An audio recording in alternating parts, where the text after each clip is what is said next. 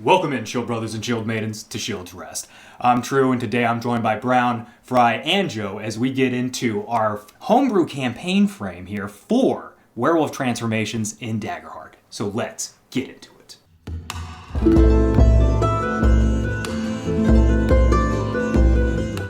Alright, so this is our Homebrew campaign frame. The whole point of this was to finally have transformations for werewolves that they just didn't have to begin with, and then here comes Daggerheart with transformations in the Void update, and it kind of forced me to kind of rethink how I wanted to do this, because I was working on this for a little bit now and had to rethink it, and that's kind of what set this back a little bit, but that's okay, because they had some great ideas in there. However, I personally didn't think the forms were, particularly for the werewolf form anyway, was as satisfying as I wanted it to be. And I decided to take some of the things that I did like, bring that into this, and remove some of the things that I actually had going on, which I'll show you here in a second. But what this is a campaign frame strictly for werewolves, and it's going to be called Fenris Kin. However, obviously it's just mainly for lycanthropes in general, so you could, alter this for bears, you could alter this for anything that you really want it to be instead of just werewolves, but, we wanted to go ham into some werewolf stuff, so that's what we're doing. So right here, we've got a whole PDF that we are working on, so this is under construction, you could say, but we're going to show you the test version of it, and that's the whole point for this, is we want to test out these forms today and actually show you what this looks like and what it could be, and then this way we can see how it all works and get some feedback on it. So yeah. So first off, one thing for the werewolves is the moon. The phase of the moon is a very important thing for what they change under, and so having that as a part of the werewolf form to me is a quintessential piece of what werewolves are. That bond that they form with that moon is huge, okay? And so with that, we wanted to make sure that there was some benefit to it, but also a little bit of direction for anyone who wanted to pick a particular moon to change under. That's an option, especially if you're doing this at character creation like Frey, Joe, and Mark did. So we want to make sure that we're able to pick some of those things. So if you're going with a full moon, if you're going with the Ulver, you're going to be more for war and battle, and that's the whole thing. It's just meant for just aggression, right? And then getting into the gibbous moon, that's going to be your Traumers. It's the individuals that are the visionaries, the dreamers, the expressive individuals, compassionate individuals. And then the half moon here, the Richters, the judge, the balance. It's supposed to be balanced. It's supposed to be just unobjective, just trying to be, well, really, truly that judge. And then the crescent moon, as we're starting to wane, right? Then you've got your wiser individuals, your more insightful and spiritual, kind of like what druids pretty much are here. And then you get into the new moon, which is meant for your stalkers, your hunters, your individuals that are wanting to be a little more reserved and a little bit more to the shadows. So, but all werewolves can, of course, transform however and whenever they choose. And there are 5 forms that we're going to get into today, all right? So we're going to do a brief overview into those 5 forms. I don't want to go too hard into this because we will be getting more into it as they transform into these different things. But first off, when you contract the lichen disease, that lycanthrope disease, you do become a skinwalker. And this is considered one form, but it's your overarching. It's what basically you are already. So you keep everything that you have. You have your normal traits, you have your normal evasion and armor. You can still, of course, wear armor. You've got your normal HP and stress. You keep all the things before you get into a legitimate werewolf. And then you gain some features where you can then transform into those other 4 forms, okay? And then you also get a couple of detriments. These detriments I feel are satisfying as is, but this is something that I want to work on a little bit here. I feel like this needs to be tested a little bit. But Savage Urge in particular, because this is going to be very contextual. It's going to be very specific on what is going on. So the Savage Urge just basically could force you into your werewolf form where you immediate blackout and you just go ham on everybody in the room. And you're going to go into your war form, okay? For the silver vulnerability is obviously just you being vulnerable to silver. You're going to get more damaged from silver, which is as it should be. But for the forms, we did model this as far as the feature is concerned. We did model this off of the druid form, the druid class features for the beast forms. We obviously had to take this, change it, make it to be more werewolf-like as we want it to be, but you still have everything that you want pretty much from those druid forms. Because I liked how the druid transformations worked. If you saw my transformation video, you know what I'm talking about. It's got a lot of potential there, and we want to leverage that as much as possible. So we've incorporated that here into our Skinwalker form. And then the next one up, so it kind of works in a ascending and descending order as far as these forms are concerned. The next power level up is going to be essentially the near human, the wolfman form, the herald form, okay? So this is when you get a little hairier, you start looking like the movie version of a werewolf, you know, that old black and white film, and you're just like, oh, he's just a little bit thicker, he's got a little bit of more hair going to him. That's essentially what this is. You still maintain speech, you still maintain that ability to communicate, and you overall look like a normal humanoid individual. Just, like I said, a little hairier and a little bit beefier. And so we wanted that to kind of match that feel, especially with the increased evasion, the little bit of an increase to your thresholds and your armor score, as well as finally gaining a little bit of that claws attack. So instead of just a normal, unarmed attack, it becomes claws. And then you have a form die. That is the hallmark of what we took from the transformations within the Void update, is we took that form die. I thought it was elegant. I thought it was an elegant way of improving the stats for your werewolf without having to track all that. Streamlined it completely. So now instead of saying that you're gaining a +1 to your strength, a +2 to your agility, and all this other stuff, right? You can just say, here's a D4 form die, and leave it at that. And the one hallmark for the Herald form in particular is that you can cast spells. The only other form besides Skinwalker in which you can cast spells. So that's the main thing here. And then Survival Instincts is going to be with every single one of them, where basically you run out of stress slots. Instead of exploding into a furball like Frenzy, you're going to actually black out, and you're going to either try and tear a bunch of people apart if you can, if you feel like you're the dominant figure here, or if you're threatened, you're going to try and escape. And that's essentially what that is. And so when you black out, it could be anything that happens. And it's kind of up to the GM, but obviously you as a player can have some solid input there too. So it's supposed to be collaborative, but the GM may want to take that over, especially if they have something in mind for that. So you never know what could happen. But otherwise, you keep everything else on, your armor and everything else, so no problems. Getting into the Warclaw, though, into the battle form, this is going to be exactly that. This is the next one up from that, and the apex of the werewolf form. It's the hulking creature that we all know and love, the typical werewolf that we think of.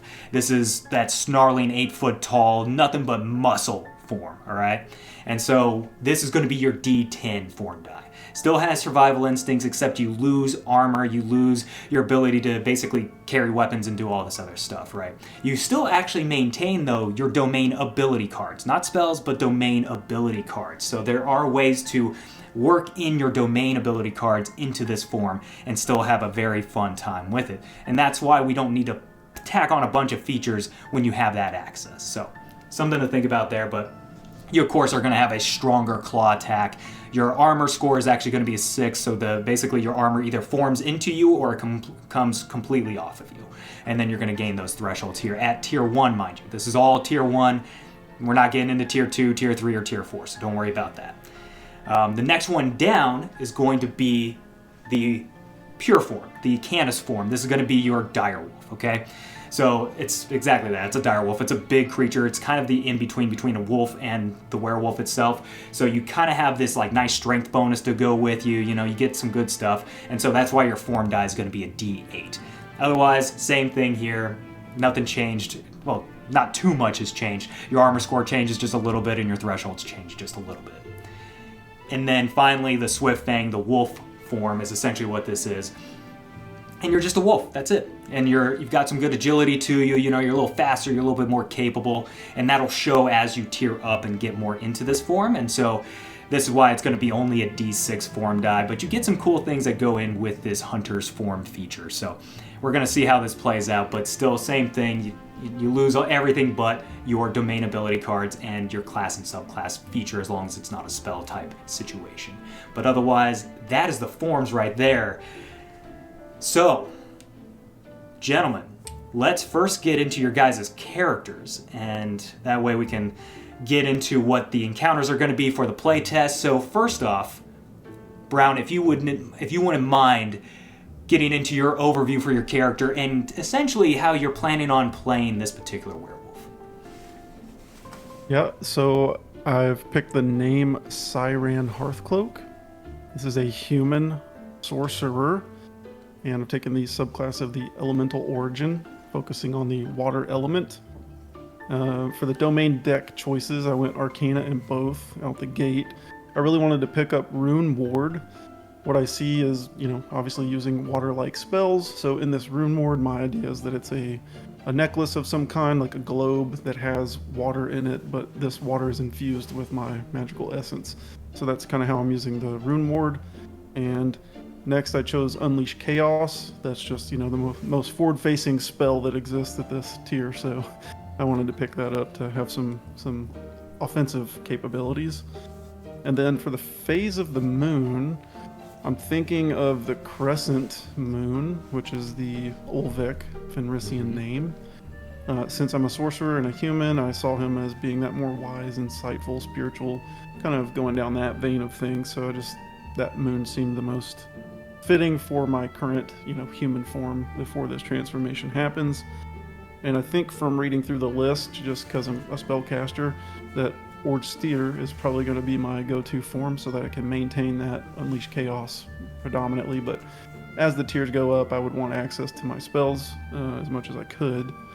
However, I'm not opposed to these other forms, depending on the situation. Kind of like your overview said, if I need to be more bulkier or stronger at the moment, like if I'm surrounded by a couple guys, I'll obviously use a different form. But I think Steer would be the one I'd go to first. Just a quick description for those of you who are like to visualize in your head. Siran is of average height. He does have a gambeson. However, this is like an ocean blue gambeson. And then over top of that, he does have a hooded robe. The gambeson has a high collar that kind of covers his nose and his mouth. So you can't really see much. And then the hood is actually crescent shaped. So it covers one eye. So really all you can see is his left eye. Otherwise, he's pretty much clothed. The one thing you'll notice about his one eye you can see is that it's hazel, so depending on when you're looking at him and where the light is, his eye appears to change colors. And let's see here. On his hand, you can see a little bit of his skin, right? It's more thin and shriveled. It has like a shriveled appearance, like if you've sat in water too long, his skin's kind of like pruned up. So he does appear a lot older than he might actually be. And his frame is kind of frail, but with the robes and the gambeson, you can't necessarily see that. But when you look at his hands and things, you can see he looks a little thin and frail. On his side, he carries a coiled whip that's got some black and blues kind of throughout it. But that's it for Siran. Nice. Frey, what about your character then? All right, so I went with first name is Yalmar. Yalmar the Brenandi, means of the burned, which kind of ties into his vibe here. But I went with a druid, specifically the warden of the element subclass, focusing on fire, the fire element in there. For my domain cards, I just went with Vicious Entangle and Nature's Tongue. They're going to tie more so into his druid side. Everything about him has a little bit of a flame to it. Whenever he takes control of nature for his like Vicious Entangle, they almost like burn as he uses them, so to speak. For his phase of the moon, his is the full moon, or the Ulver moon for the Fenrisian name. He's very aggressive, very battle hardened. He is a warrior, a hard charger. Acts as sort of a guardian of the group, so to speak, a protector. That's where he finds his drive. So anything he needs to do to protect the pack, so to speak. He is half human, so half brother to Siran, half Dracona. The way that kind of presents on him is, while he mostly appears human, he's got a little bit of a amber tint, a little flame spark to his eyes, and what look like scars in the shape of scales that kind of like run down the right side of his body. Under leather armor, it's very worn, rugged, very well used. He doesn't keep anything too clean and stuff. shaggy hair. And yeah, that's Belmar. Very nice. All right, then Joe, what's your character? My character's name, his name is Krent Yuvan. He is Dracona. I have to say I am the half-brother to Frey's character. And I guess the somewhat half-brother to Brown's character, if you think about it, but that's only through him. And I chose a Seraph, the Winged Sentinel version. As for my domain cards, I have Bolt Beacon and Mending Touch. Chose the Community of Orderborn as well. As he's a Seraph, it makes sense that he wants to be protective of everyone. He's wearing a full plate armor. That's like navy blue color with his moon in the middle, which is the gibbous, or the Traumer in Fenrisian. So I decided that would be the pretty cool one. He's also more of a darker skinned, but like frosty dark. I don't know how to say it because his breath is frost, so he's very like, it looks like black ice almost, which is how he also helps himself cool down. He just breathes a little bit into his full armor right there and just stays cool. He has a red eye and an orange eye as well. I don't know, just red and orange just sound cool at the time, so I thought that would be what is it? I don't remember the word for people with dichromia, I think, something. Anywho, and he's about same height as everyone else, 6 foot, maybe a little bit taller. He has a little bit more of the Dracona side, obviously since he's full Dracona, but he's a little bit taller than the others. So yeah, that's I think that should be it. Very nice. So, okay. yeah. Well, that will get us right into the setup for this particular encounter tonight as we get into the playtest for this stuff. So, first off, I'm going to roll for the moon so that way we know which moon it is, okay? So, let's see here. Don't be crescent. I'm joking. It's actually not crescent. It's a full moon. Yeah. It is a full moon. I rolled a 1, so it is a full moon. So that is what's out, and essentially what that means is that whoever has the full moon, which funny enough happens to be Frey here, huh? Winner. You now don't need to mark a stress to transform into whichever form you want to go into. However, it'll still cost a stress to transform out of whatever form. So you at least have a little bit of that control there when you choose to do so. Now, let's see here. At present, you all are in your Skinwalker form. Essentially, the story is that you all are from a town near Oberau, which is in the center of Toldiv. You all eventually became werewolves at different times, but it affected you. And it became something that certain transformations yielded certain results. For instance, Frey, yours was a little bit more violent, being a full moon transformer. You have basically completely gone on a rage, on a rampage, and it created quite a problem. I would say at that point you were the last to transform out of the 3 of you. Whereas for you, Brown, yours was a little more of a little bit more philosophical situation. Almost a situation of judging, essentially advising a spiritual judge on certain things that were going on and getting to the bottom of what was happening and trying to yield whatever information you possibly could from said investigation. So yours was a little bit different in that aspect. Whereas Joe, yours was very interesting as well. Yours was all done in the shade, in the spirit realm, basically, which kind of gets a little wibbly wobbly, timey wimey. It's a little weird at first, but essentially, you saw this big, large tree down south, what you would assume was the southern part of Toldiv. A vision that was taking you there, compelling you to go down south. And that's kind of how this sort of thing started. Some of it was violent, some of it was very, very interesting and different. Something that is not what you would expect at all. But in your transformations, things did happen, in which case people started to investigate. It wasn't a large town to begin with. And so, realizing it's time to leave, you all moved to Oberau. Eventually, monster hunters found you and cornered you, essentially ripping them to pieces, figuring you all now have to leave, waking up, funny enough, having all blacked out, waking up just outside of Oberau. Again, you realized it was time to leave. Following Joe's vision towards this large tree down south, you all decided that south was probably the best direction to head. And so you all began to journey. And that's actually where we find you all, as you all are camping out for the night under a full moon, having gone a full day's travel, exhausted, ready for sleep. What are you all doing at this present moment in time? I would probably be seated next to Yalmar, somewhere around him.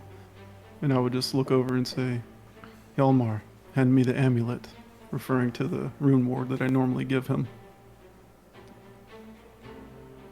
Takes it off. I would take Yeah, it, just hold it in my hand. Yeah. Okay. Take it, just hold it in my hand and say, I will recharge it just a moment. And I'll just focus some time and energy there.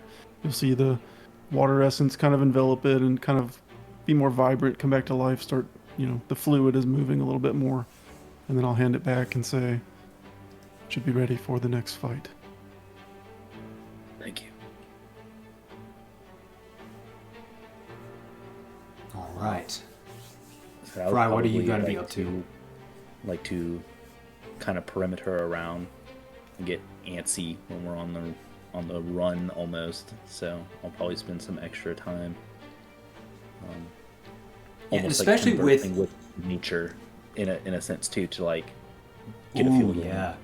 Well, you do know you're being hunted, so that is a distinct issue here, because that is one thing that you realized as you all were leaving, that there was posters put up as you were leaving Oberau. You could see that in the outlining towns, clearly looking and kill on sight sort of situation. So I can understand how protection's kind of a necessary thing. So how are you going about this? Using that nature's tongue?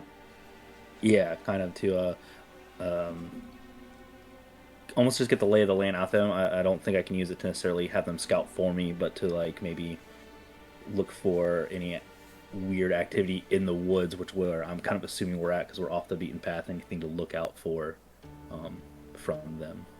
Yes, so where you guys are, essentially, Oberau didn't have like a large forest or anything nearby. Like it had trees here and there. Think of it almost like a Colorado situation, like being in the foothills. But as you went further and further down south, you guys have started to come to near the foot of the Giant's Grove. And then you're also on your way down, and you all as players already know the layout, but you're heading towards Badakashan and Iron Shield. So that's essentially the area in which you're traversing. So the forest has gotten larger as time has gone, as you've basically made your way down. So you do have quite a bit of forest here. It's a nice little outcropping out of the way. So yeah, go ahead. We get here. We got a 19 with fear. 19 with fear. All right. And by the way, I did start off with 3 fear since I have 3 players, but now I have 4. Oh boy. And then the roll just has to be a 12. So I get success, but it's with fear. Gotcha. Okay. So for that being a fear, knowledge is limited here. When you're communicating, it feels like as you're communicating with nature, in particular with some of the trees that are nearby here, you feel this almost like groaning spirit within the tree as it's communicating to you very slowly. Very slowly. And it's kind of neutral in its attitude. It's not like angry or anything like that, but it's also not a joyous sort of sound. It's just a very neutral sort of voice that kind of emanates here. As it takes quite a bit of time for it to finally get its message across to you that this area has basically been empty. There is not a lot here. And as you hear this, you realize that there's really not a lot of animals in this particular area. I don't like that. That's basically what I'll spend that like hour or two before we go pack in for the night to do. okay. Now, Joe, what are you up to? I'm gonna be trying to get firewood if it hasn't already been tended to. Make a fire for us to stay a little bit warm for the night. And try to get some food going. Probably start praying as well that we have a good, safe travel, and try not to get killed this time. Oh wait, we didn't get killed last time, so we should be fine. All right. Well, I like that. So you get the fire going, food's going, and again, nice and heated up, all cooked, and you all sit down to a rather nice meal. And you just have this nice full moon bathing you with light. For you, Frey, this is very much so a joyous occasion. It's a moment where you almost need to hunt.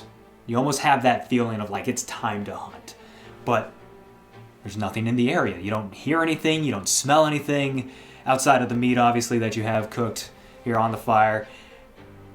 There's nothing there, and it's almost like you've got kind of a pent-up aggression, almost a need to attack something, to satisfy this particular savage urge.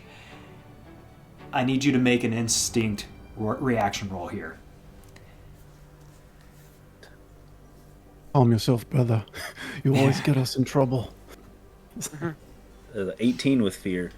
18 with fear. All right. I will take that fear. And you do resist the urge. You manage to keep the beast internalized. You manage to calm yourself just enough to be like, okay, I will get another kill at some point. It's fine. I will satisfy this later. So, very nice. All right, that's our first Savage Urge feature to use. Okay. I need to hunt. Boy, All right. Nothing here. it's happening So, again. now that bit's out of the way, I'm actually glad that we got to get that and have that come up.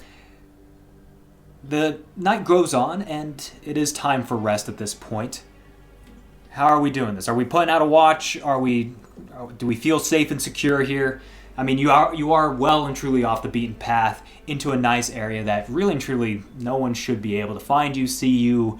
There's no homes around. There's no towns around. You're pretty much devoid of civilization here.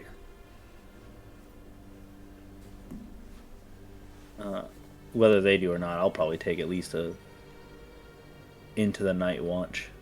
Yeah, I'll before take I a watch. do anything. I would make the suggestion that we do not leave Yalmar alone on his watch. Probably not.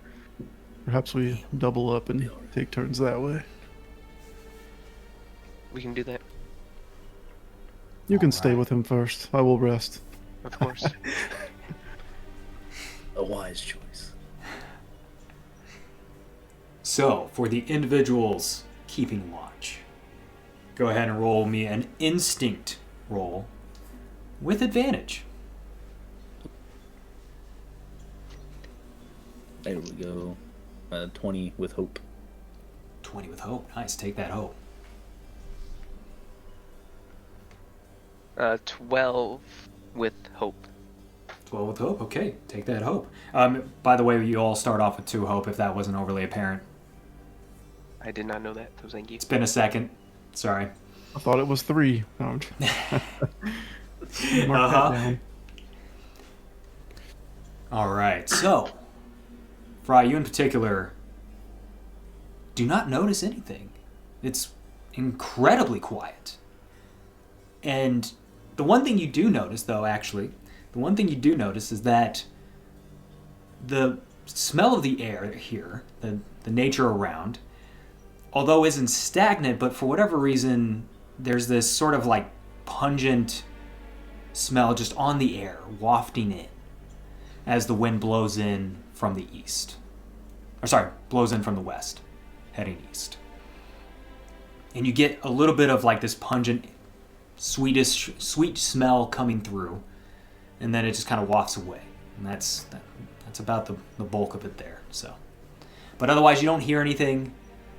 You don't sense anything outside of that particular smell that comes through. Joe, for your character in particular, nothing. It's a beautiful night. It's great fire. So can't go wrong. I'd probably take just take note of the direction in which that smell came from, but I wouldn't go hunting after it. So if there's nothing I see outside of that, then Nothing outside of that, and then that's where your watch comes to an end. You may go to sleep. curl up. Go wake up Siren. Just pat him on the back. Brother, you are fine. Good. Rest. I will go. Welcome. Snooze. Are you staying awake? We're taking turns. Twos and twos, right? Sure. If you, I could use some company. Yeah. Anything happen? So go ahead I and give didn't me see an anything. instinct roll. Is Both that of us? for me? Instinct Yeah, roll. just for you, Let's Bram. see here. Joe already has his. Instinct is a +2. That's At advantage. So roll that extra d6 in there. Okay, that's well. 11 with hope with a d6 is 17 with hope +2, 19 with hope. Pretty 19 with good. hope. Take the hope, and you also smell this kind of that pungent, Lively. sweet sort of smell coming from the west into the east here as it wafts through the trees. Smell. Did Hjalmar not smell that? Did you not smell that? I didn't smell it. I think he might have. I don't know if he told me though. You I don't remember Dracona. much about the watch earlier. I'm a little tired. You Dracona have no sense of smell. Would I know more about that smell? Is it familiar? Have I ever smelled that? Can I do Yeah, give me a knowledge check here. knowledge check? Okay. Kind of stretch it. Let me see here. Okay. That is a... Oh, gosh, those are both high numbers. It's with fear. 21 plus 1. 22 with fear. Okay, 22 with fear. I won't spend the fear, or I won't keep the fear. I will spend that. You know it, What if I like do? you know it's a plant. Like you know it's a sort of fungus. But it's like the fungus has been kicked into overdrive kind of thing. Like that's the only reason to smell it on the air like this, as powerful as you are smelling it. The fact that your brother here is your half step brother. I don't know how we're going Not with blood that. related. Half brother from marriage. I don't know. Yeah, Oh, brothers. it's just three brothers. But as you smell this, you're like, it's a little more potent than you would expect. It's almost like it has like this almost enhanced quality to it, where you're smelling this, but it doesn't make sense for it to be like that. So maybe it's like just super nearby kind of thing. Who knows? But that's all you get off of it. Is it's just a fungus that you've smelled maybe once, maybe twice before. I think that's enough to concern me. I would just look at Krentjuvan and say, "You fools! I have to wake up Hjalmar." I go and check to see if he's fallen asleep fully yet or not. Hjalmar. I'd say by this time he would have fallen asleep, but then yeah, you can easily shake him awake. Hey, Hjalmar. Yeah. What do you do? Did you not smell that? You're not concerned with that? Your senses are off. Wake up. Come. The sweet smell. Yes. I don't like sweets. I can't. There's nothing. What am I supposed to do with that? It's a fungus. It's not normal. Yes, brother. Stand up. I'll give him a little smack. You know. kind of set him right.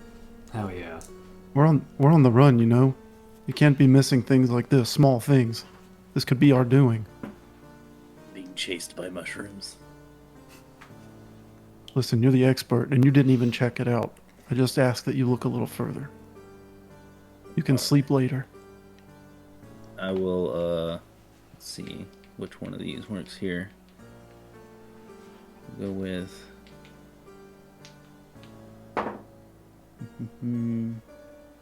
probably this one. It says locate is good. We'll go with, I'm going to do a beast form. We'll do the household, household friend, I think, is what I want to go with. Oh, no, we'll go with Agile Scout. Agile Scout. Okay, you're doing a beast form. Okay, Agile Scout. Yeah, all right. Regular beast form. We'll go with the most dog-like looking fox I can do here. Okay. That spend the stress there. I won't spend the 3 hope to make it stress-free. Okay, cool. And then I will go and try and see if I can find the source of this smell. Okay, go ahead and give me an instinct roll here. And then since this says I gain advantage on locating. And then take the advantage, yep.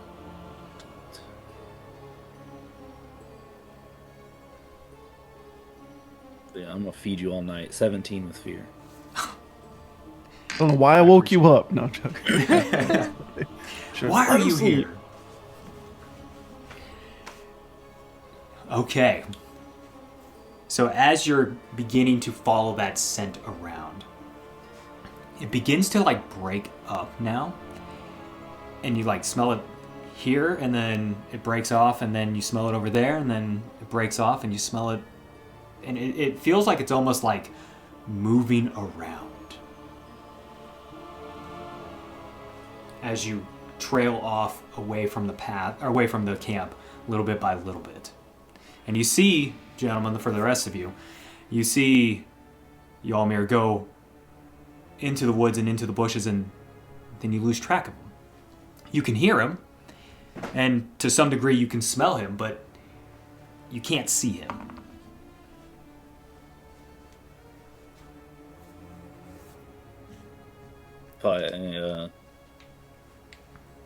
So now it just feels like it's just all around me. It's starting to feel like it's all around you. And okay. As you're getting that sense of like it's like almost completely around me, like you're now almost completely in it, a dagger from out of one of the bushes, which was just to the side of you, comes flying out. And it's going to hit for, maybe hit anyways, maybe, for a 17. Yeah, that hits. Okay. Let's see here. I need another. You have the rune word. It allows you to spend a hope to reduce the damage by 1d8. Just throwing it out there. Yes. All right, so that is going to be 12 points of damage, of physical damage that comes through as it comes flying in. And actually, because this is a very specific weapon, I need to go down here. There we go. Actually, it's an automatic crit because you see this bright shining light come flying through as it sinks in, and you feel the sting, the absolute sting and burn of a silvered weapon as it sinks into your skin, and it's going to actually be doing 17 points of damage. Early, he makes a noise we can clearly hear the direction of. Oh, you definitely hear a Sorry, you said how much? 17? 17. Yeah, even if I rolled 8, I would still take major damage. So since I'm in beast form, I can still spend armor slots, right? Correct. So I'll just spend the armor to take minor damage instead. Okay. Because I don't want to drop out of this form just yet. Rune ward. I was like, I don't think... Stack your bonuses. No, I'm joking. Because I don't think it can, right? Because even if I used it, rolled a 8, I would still be taking major damage.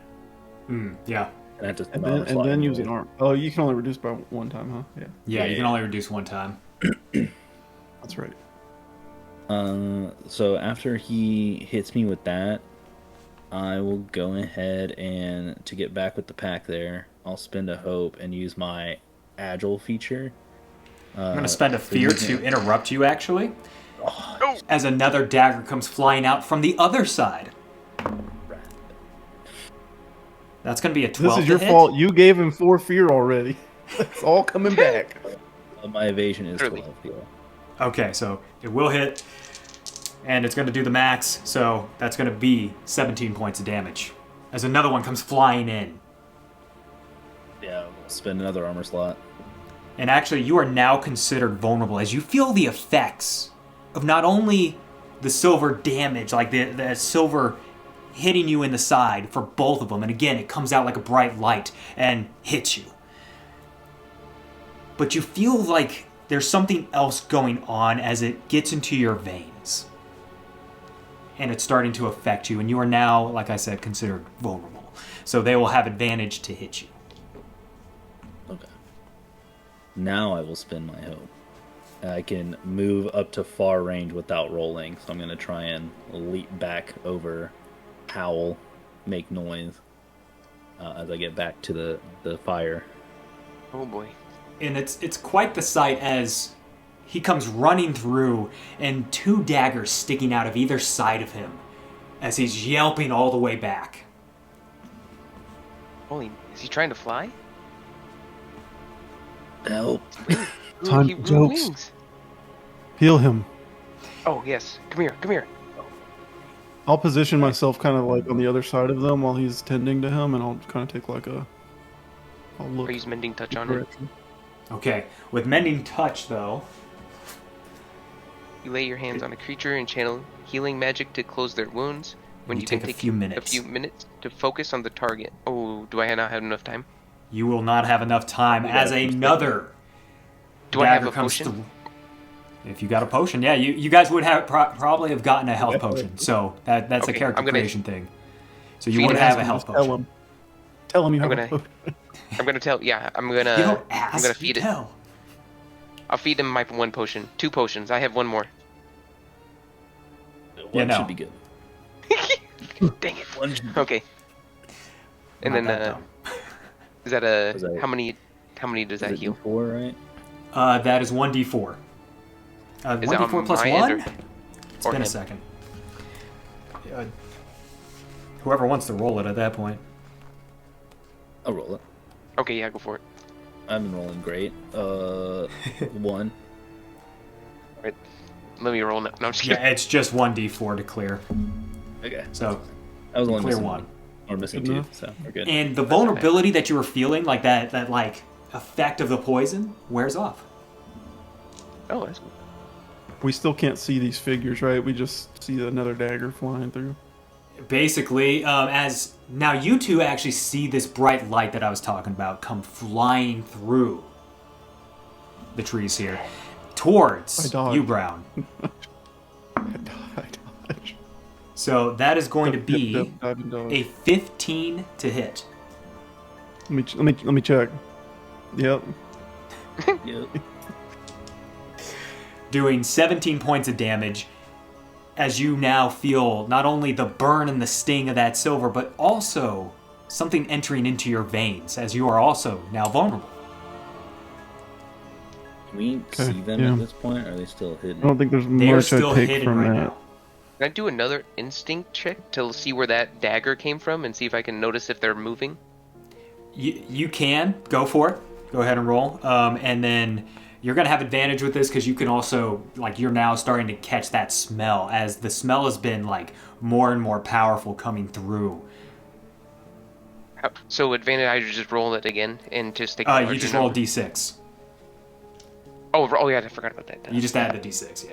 I'll be marking an armor slot to take a reduced damage of 2 total. Gotcha. Fry, how many armor 16 slots do you with have left? Hope. I have 2 armor slots left. You got 2, you got 1, okay. 16 with hope. Go ahead and take the hope. Yes, you know exactly where they're at. You can smell them well enough to know exactly where they are right now. And Are they within very close range of me? they are within close. Okay, so I want to go up to very close range, and I want to blast them with my frost breath. Okay, go for it. Roll to hit. Okay. Yeah, I'll do that right now.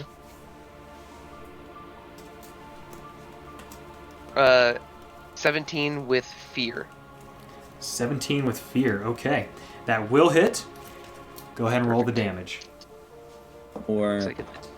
if it has to be before, obviously it won't count it here. But if I wanted to like tag team with him and use my own breath, would I have to call that like right when he does it? Say that again, sorry. Like if I wanted to spend a hope to tag team with him. Is it just 1 hope or 3 hope? It's 3 hope. 3. Oh, okay, never mind. I only got 2. Disregard. Don't worry, Frey. I got Wait. you. As soon as Can you I use my hope to have him attack with me? What do So you we mean? have to spend 3. If I you're going to have do the 4, I tag think. team, He has 4. you can I have set up 4. a tag team if you want. You can spend the Let's 3. do it. Yeah. So how is Get him this in on working? I do the instinct. I look. I see where he is. I'm like, Yalmar. Yalmar. Yeah. It's like, as I see him build his breath This up, way. He's your brother. You don't know his Yeah, like- name? I put do know mine his with name. it. Just trying to remember. And then I point him in this direction. Like we have like the Yalmar. instinct where I look over at him, he looks at me, and then we just look at the direction and know what to do. All right, so Look at then him. what's the Look at me, thing? we look at them. Yeah. It's a combo. Oh, you said frost, fire, and frost breath. Well, I Oh, have mine's frost. Fire. Mine's frost. Cancels Just out. a hot steam. Some hot It steam rains. breath. It's boiling water on him. Oh, that would hurt. Anywho. Hell yeah. Okay, It's up what to do you I gotta guys. roll then? Okay, so the way this is going to work, Breath. you both are going to roll together this to hit. All right, so you're going to be rolling both of you are going to be rolling your duality dice. And you can choose the higher one, whichever one you want to pick. And then, let's say one of you rolls with hope, then you both take the hope if that's the roll you go with. Okay, I already did roll mine earlier. Do I get to roll again, or just use the 9 We'll and 8? We'll go ahead and say just keep yours for right now. Okay. And then, Frey, go ahead and roll, and then let's see what you get. I got a 21 with hope. You got 21 Okay. with hope? You all are going with that. You both take the hope with that one. So, Joe, you already marked it, I think, so don't worry about that. Oh, I rolled with fear. You roll Oh, with you fear. took mine. Yeah, I did before. Oh, shoot. Okay, I didn't take that fear, so Sweet. I didn't hear that bit. My bad. Okay, that's good. That's good. Okay, so describe how you guys are doing this. How does this look? How does this feel? What's happening here? I have a feeling we're like looking in the direction, and then they just start rolling into each other like they're just trying to fuse together, but they're not quite getting there. And it has like kind of like half and half frost and fire, like trying to get together as they go toward the enemy. It's like a tornado, a sideways tornado. I know what you're saying. Yeah, no, I can see that Yeah. barrel rolling and Yeah. twisting in. Yeah. Yeah. All right, so Frey, go ahead and roll your damage since Joe, you already did yours. And Oh, I did then roll. what we're gonna do is we're gonna combine both. Gotcha. So mine was 6 damage. 6 damage. Plus Okay, your- and And mine's 3 total. yours was 3 total. Okay, with 9 damage, smacking right into the individual. You guys do hit major damage on this one. Doing 2 points. Doing 2 hit points to him. All right. As you hear one of the individuals like yell out as they get hit. And you can see now as the brush has not only been burned away, but is also now frozen at the tips. So it has this weird steaming sort of look coming off of it. You can see a hooded individual, cloaked individual, breaming with vials across their chest in a bandolier sort of look, as well as daggers. As one of them has one in their hand, and it's got a little bit of a glow to it. All right. that's when, Brown, you get and see, just in time, somebody above you as they drop down. Right in front of you, trying to like stab down, you dodge right out of the way just in time, and then they essentially try to slash at you. And only doing, it's only going to hit, does a 7 hit? No. Okay. As they slash at you as you back up. What are you doing with that? I think from getting hit with that other dagger and then, stepping back to see him, I'm still kind of twinging from it. But I'm going to look up and meet eyes, my one eye, with his eyes, if I can see them. And I'm going to just let out like a snarl, and then I'm going to start to turn into the Ortsteer form, if you're allowed. Okay. The I'll mark a Ortsteer stress, form. right? That's the... Yes, you'll mark a stress, Okay. and you'll transform. And you will keep your armor.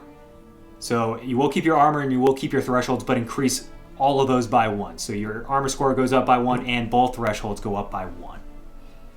Got it. I am still gonna cast a spell though. Mm-hmm. So as I'm twinging and I start to form and I get a little bit bulkier, you can kind of see it. I'm gonna start channeling this water energy between my hands, and I'm just gonna like Kamehameha this dude with Unleash Chaos right in the gut. Yeah. So I'll mark let's see here. I can make a spellcast roll against a target within far range. So spellcast is instinct. That is double 6s. Hey. It's a crit, boys. It's a crit. It's a critical Kamehameha to the gut. Okay, it says it does a number of D10s equal to the tokens spent. So it's been 1 token, so 1 D10. Okay. What's crit give me? Just It gives you max of that dice. Okay, make sure it's So a you'll- D10. so Oh, it'll be I don't have to 10. roll. You will have to roll. So it'll be 10, and then you can roll, and that'll be the number on top. It's a 5, so 15 Very nice. water elemental damage. As this, describe that. How's it like it's going right into the gut? Like, does it push him back? How's this Yeah, looking? it'll just absolutely. Yeah, I'll just literally like a shotgun. Like my hands are like inches from his stomach when it releases, and it just blasts him like I don't know however long you're letting him go, but a range at least, like a range band, Yeah. I guess. Yeah, From melee it'll to knock him toast, up off, very close. and he'll end up being vulnerable as he's on the ground. Dope. Very nice. You do actually do 2 points of damage to this particular one. Or sorry, 2 hit points, I should say. All right. Which, that kind of prompts a little bit of a response as a couple more come running out of the bushes here and looking to engage with you all in a melee sort of situation. One of them, in particular, goes for you, Joe, as it comes running out of the bushes, and did not like the attack that you guys did. As you can see, a little bit of that charred and frost sort of look blasted into the chest of the individual as they roll. Okay, a 9 to hit. That hit. Yeah. Oh, okay, 9 hits. Was not expecting that. He's like, yeah, that hit. He's wearing plate armor. Forgot about that. My evasion be goes down, Sarah. so yes. Yeah. Oh, to be Seraph. All right. So then that's going to be 2 d8s here, as this particular blade is not glowing bright. Oh, this must be silver. So this is going to be 7 points of physical damage. All right, that's a minor. So I'm just gonna take that as damage. Okay. And you start to feel this poison seep in. You are now vulnerable. Fudge. Sucks to suck. It All does. right. So, Unless, go for it, I Frey. say unless Joe's got something, I'm ready. You go for it, man. Go You for do it. it. Yeah, go. It's All right. You ready, you do. I'm gonna go ahead and we're gonna go ahead and pop war form here or whatever. Yeah, war claw. He said or whatever. War Claw, Battle So you said 4. I can do that.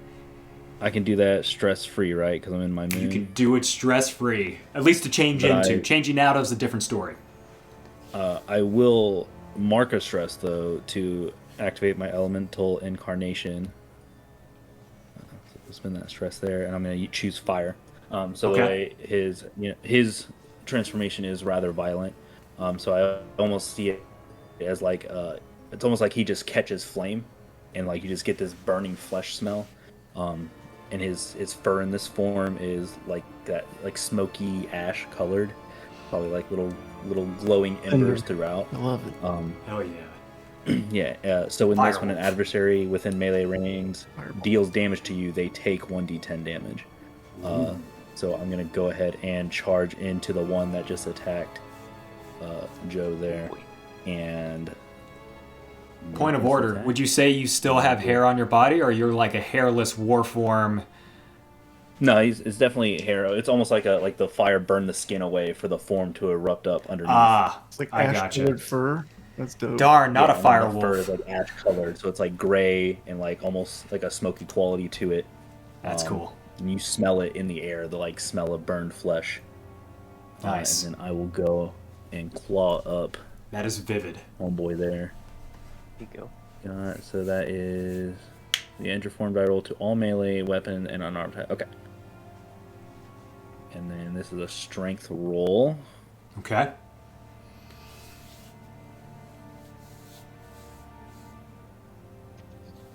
Brother. Okay. 18. Oh, and I add a d10 to the attack Yes. roll as well, right?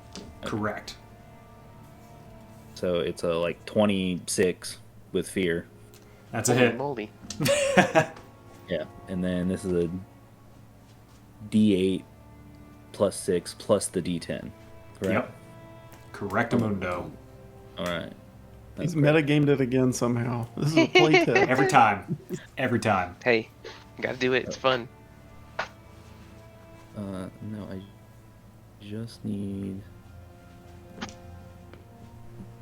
the downside to this here is using like the app. It's not like Oh, yeah. I just want the damage. Whatever. So I did 2 plus 3 plus 6, so 11. 11 physical. Okay. 11 physical. All right. Yes. That's going to also be major. Man just did a whole math lesson on his attack. What the hell?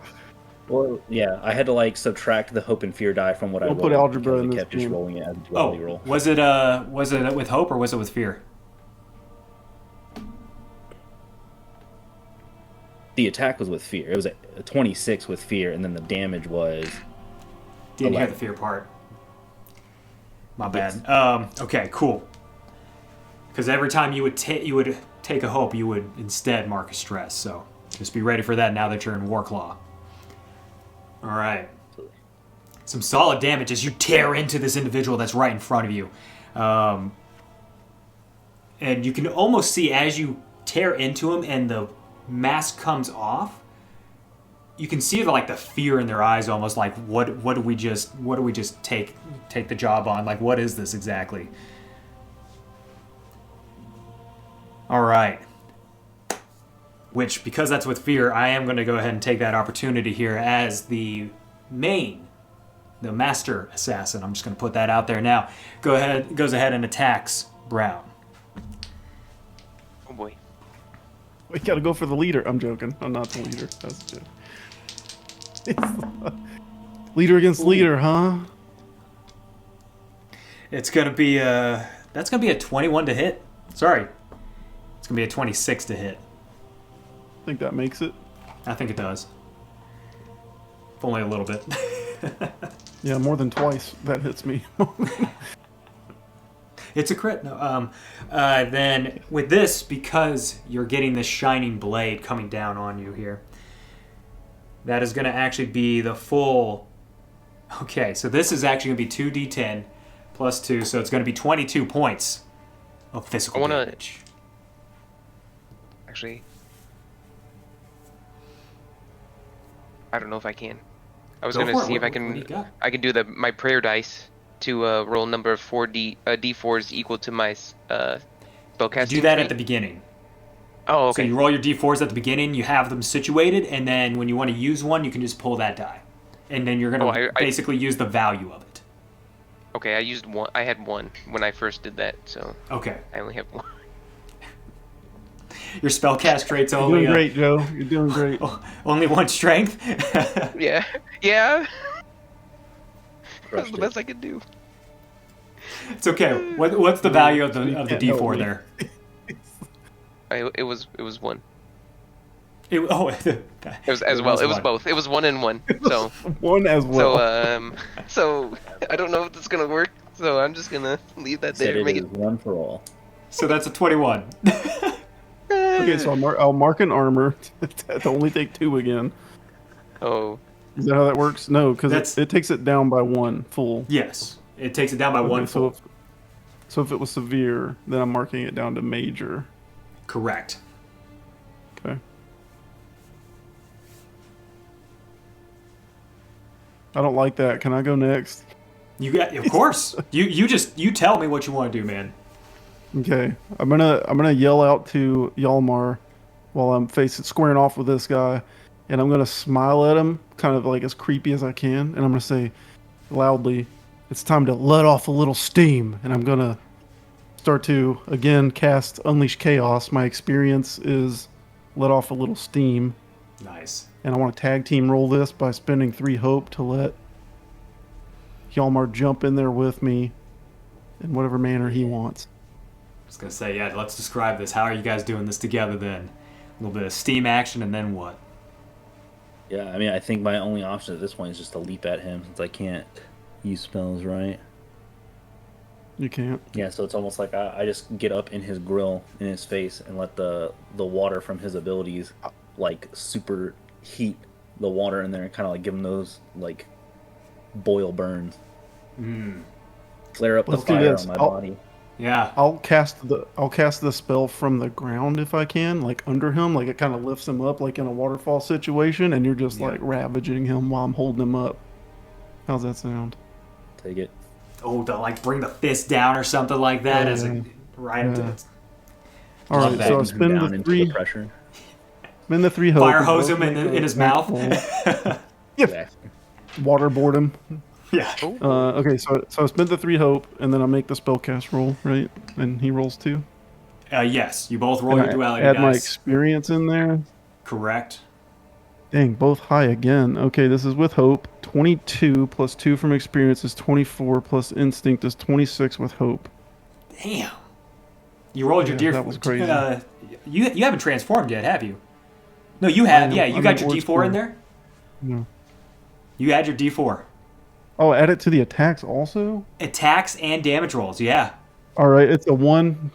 Joe cursed me, so that's 27 with hope. 27 with hope. Fry, what about you? I got a 22 with hope, so I think we'll go with the 27. Hey, they're Okay. both solid. Okay, So- so will I mark a stress then instead? You will mark a stress instead. You do not take the hope. However, Brown, you do take the hope. I took it. All right, Nice. and so now I do damage, right? So it's a D10. You both do. Do I add the D4? I didn't add that last time, but You add the D4, 'cause this is yep. all attack. All attacks and damage rolls. Very specific on Broken. attacks and damage rolls. Okay, 10 on the dice, 2 on the wolf dice, so 12 12, okay? water damage. Nice. So 6, so I did 10 damage. You added your D10? Yeah, I rolled 2 2s and then the plus 6. Oh. Damn. Solid. Still Should have Okay. called on Kent Yvonne. All right, so what's that total there, gentlemen? Sorry? I got a 12. Almost 10 damage. 12, 10. Okay, so 22 right 22. there. Funny enough, it still is below into their major threshold. Ooh. And they do take both of those hit points, unfortunately for them. Very nicely done, though. Very nicely done. Yeah, as they basically the water shoots up out of the ground, hitting them underneath with a very solid force, much like a fire hydrant. And then you, Fry, come running in there, smashing them down into it, getting this double force effect as it meets in the middle, as they cry out even further in Badass. pain, dropping the weapons that they did have in their hand, dropping them. Beautiful. As you see the shining blade drop down into the dirt. All right. Joe, what are you doing? I mean, you're seeing this happen, right? You know, and you've got these guys like right in front of you now as two of them are starting to come up on you, and you see that happen on your right side. What are you doing? I kind of want to. I'm stuck between two things, but I'm just gonna transform. Okay. And I'm going to be Direwolf. Ooh, nice. Yeah. Go for the Canis. Canis, yeah. Canis. The pure form. Jugulars. The pure form. I'm gonna go for that one. Okay. Transforming straight into what a wolf looks like, a larger, dark black wolf as well. And I'm gonna grow wings. I'm gonna have my wings of light sprout from my wolf form direwolf? there. Oh my god. Oh, yeah, That's scary and as hell. I'm going to make an attack. Let's go for a bite attack on this thing, and I'll spend a hope to add an extra 1d8 damage if it's Mark a if stress? it's successful. Wait, If it's successful. oh, from which one were you doing? Wings of Light. Spend a hope to deal an extra 1d8 damage. Yep. Gotcha. As I was. So, no worries. I thought If you were using it's the successful, form. that is. Oh no, not yet. I wanted to You can do test that out the too. Seraph stuff because I've can do them never used it both. before. Yeah, do them both. Okay. Max his ass out. Yeah. All right. I'll do it. It's gonna be the which one's. I'll do it to the one we already hit. That's gonna be more fun. You said As you Marcus fly Strauss as well? around, like you talking about the one that they just attacked? No, the one that Hjalmar and I just hit. I got you. With the Yeah, right in fire front knife. of you, right there. Yeah. Yeah, right there. Decimate this poor guy. So it's It doesn't matter. He's gonna die. So I roll a d8 with this, right? Is that He what it says? flies off with this guy in his mouth. I'm gonna. You can hit It should d8. be, You'll roll the Form that you can add D8 form die. attack. Yep. So my got it. My regular roll and then the d8 form die. 14, 15, 16, 17, 18 with fear 18 with fear. I'll take that fear. if it hits. All right. And that does hit. That does indeed This is hit. perfect. So now I have a d8 plus 4 and then another d8 and then If you mark the stress, you can gain another D8. yep, that's what I think I already marked that stress there. So yeah, I'll do there you 3 go. d8s. Yep. Where's my d8s? It's gonna be big. Watch, it's gonna be the lowest it can be. Just my luck. I mean, I already rolled the 1 earlier. If you tell me you rolled 4, I would laugh. I would die laughing. Alright, so it's a 4 already, because I get plus 4, Yeah. and it's a strength. Do I add my strength to that? You do not. It's Okay. just to hit the attack.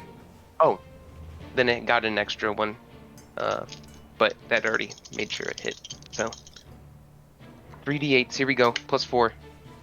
That is 6 and 6, 12 plus 4 is 16 damage. 16. Very nice. That actually hits just above their severe threshold, and thusly killing them. Let's go. How are you doing this since you're kind of like flying at them, doing this wings of light? Describe this to us, if you would. I guess I take off a little bit from the ground, just my wings like they flap and the like air goes out of it. It's like frost air too, so it's like you don't even like you feel a little bit of chill as I fly up in the air, and then I just like come at him as hard as I can with my the jaw to the throat, and just maul him as much as I can, as if I was like a real wolf itself, just taking over, and just the feeling of wanting to eat is just it's overwhelming right now. It is, as the blood splurts out and gets into your mouth as you hear him about to cry out, and then with you chomping down on the throat, just you hear this hissing come out of the neck as the blood is just gushing out in this hissing sound to go with it, unable to even legitimately scream for help as he dies there in your mouth, and you just get to enjoy the taste of it all. Fantastic. In response, his buddy, freaking out a little bit, decides to run and get the heck out of there. The one that was right next to him as this was going on, he starts running. I'll just call out if I can. Brothers, a runner! I'd go after him right away if I see him running. I'll let them chase him, and I'll kind of hang back. Yeah, definitely chasing this man. Because I'm the leader, Yeah. you know? I'm the commander of the group. I'm in my moon, dude. I'm ready to hunt. I can He's in talk, his so you guys go. I'm alerting you. He's running. It's his moon phase. I'm in my moon era, dude. Hey, you just coined the key phrase of any campaign frame that plays this. Yeah, the moon era. In my moon era. Yeah, I'm ready. Yeah, chasing. What do I got to roll to chase this man down? All right, so he is at far can I range from pick you at him this up? point. Huh? I can pick him up. He wants to Oh, yeah, fly you with can Frey fly on and him. pick me up. Fly and This pick him guy's up. a flying dire. This is some what's Falcor? What's that shit from that movie that Falcor's in? Never-ending story type shit right here. Yeah. Yeah. the Alcor. white Come dragon. on, he's flying. All right, so yeah, you can go and pick him up. Lift I me, believe brother. I believe you can with the Marcus with the Stress. wings. To pick up and carry another willing creature approximately my size, which is Yep. perfect. How much I'm gonna stress do you Marcus have Stress. left? 4. I only What is- used 2. Okay. Approximately my size. Well, you would have used the stress to transform. The stress for Yep. the what do you call it? Okay, then yeah, you would have only used 2. Yeah, the stress to pick him up, and then the stress Then to this transform stress, because I spend a hope. Oh no! Okay, this is nope. It was 3, so I have 3 left. Okay. Yeah. So yeah, you can go ahead and mark that stress to basically go over, pick him up. Now he is within far range, so I will need that agility roll to go with it. Ready? From both of us or just him? Well, actually, you could basically use yours to kind of meet him in the middle as he like picks you up and takes you off. So you actually will not need to do that, but it will take a little bit of time to get obviously to the individual that we're talking about here. Already. Yeah, okay. It doesn't Just give you 'cause any I range want to make benefits. sure I reach this man. I also took Orderborn, and one of the principles I did was hunt the weak.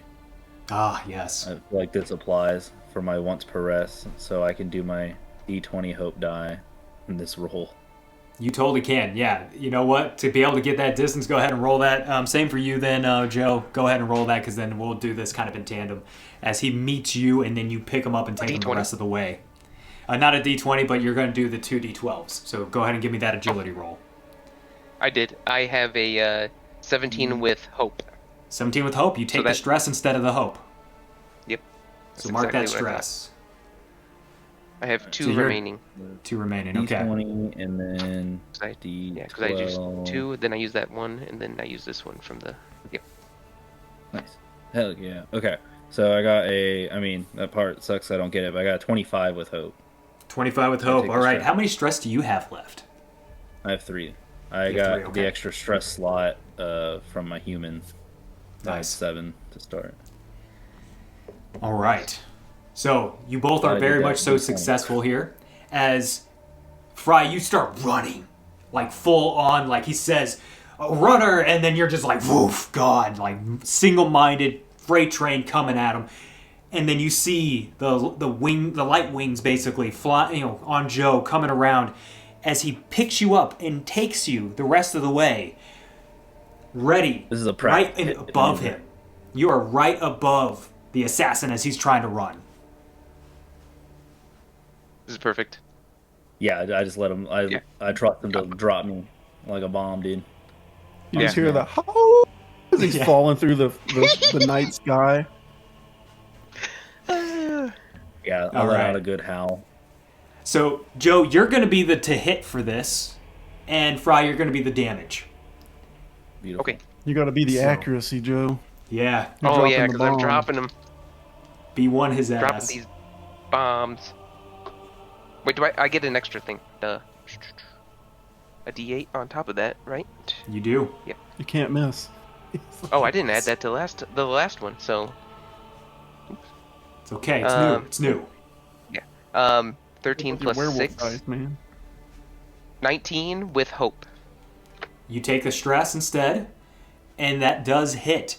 So as you cannonball down on this guy, go ahead and roll the damage. So that would be D8, D10 plus 6. Something. Dang, dude, 12 damage. Still good. That's still You good. added your D10, right, as well? Yeah, I keep rolling like 2s and 4s on all these things. It always seems too low, and that's so weird for a Warclaw. Okay, anywho. I know. All right. Just me. As you come careening down into him, only doing 12 damage. Are you kidding me? God.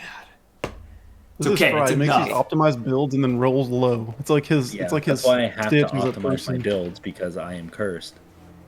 Well, Gotta balance die. it. go ahead and describe how this transpires as you completely massacre this poor fellow.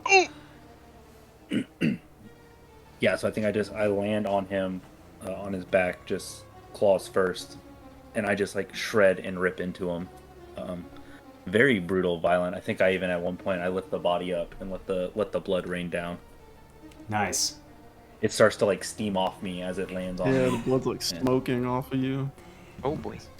I love everything about that. So much so that, Mark, you see this individual like kick themselves up really quick. They pull out 2 more knives and they start going to stab at you. You guys left me. That's an 11 to hit. You said go hunt. I have a 12 because That's I'm right, in you my do. Orcs theater era. And because of that, Yeah. I'm going to spend another fear here. And we're going to go ahead, let's see here. We're going to use the subtle blade. Oh no, sorry. We're not going to use the subtle blade, but we are going to make one more attack here as I was. Okay. That's a 14 to hit. That'll And do then it. we are going to spend another fear here to go ahead and use that subtle blade reaction. When a assassin successfully makes a standard attack against a vulnerable target, which you are, you can spend a fear to deal severe damage instead of their standard damage. That sucks. So it just goes straight into severe right there. It's just immediately just severe. There's nothing I can do about that.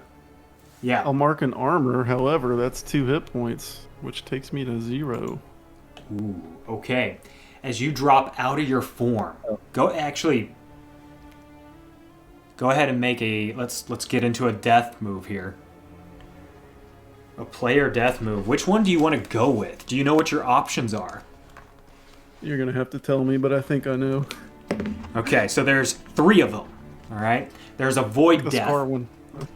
That's the void death. You do have Blaze of Glory, where you can just automatically crit on whatever you want to do to this person. You get one Hail Mary situation and it's just an automatic crit. Or you can go with Risk It All, where essentially you just need to roll your duality dice. If your hope dice is higher than your fear dice, then you go back. You basically get to clear a number of hit points and stress slots equal to that hope die value. If your fear dice is higher than your hope die, then of course you die. And then if they're equal, in other words a crit, then you go back to full health, full stress, ready to go. Oh boy. Which one do you want to go with? It's a lot of pressure. I have a question about an ancestry feat or about an experience. This is Okay. a stretch, but I'm gonna ask. Let's say that I chose Risk It All. I only have 2 experiences, but could I use this experience, Quiet but Cruel?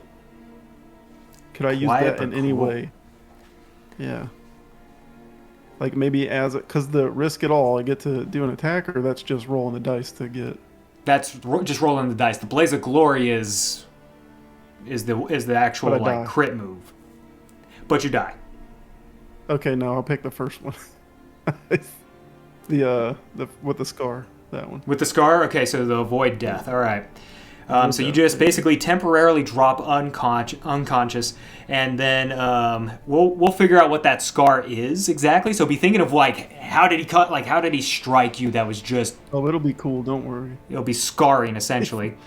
Cool. And then when you do eventually return to consciousness, you'll basically let's see here. When an ally clears one or more hit points, you can come back, but then after that, we'll hope die. Yep. Okay. You like permanently lose a hope slot, right? You do permanently lose a hope slot. That is the big thing here. So you will only be able to maintain 5 instead of the 6 here.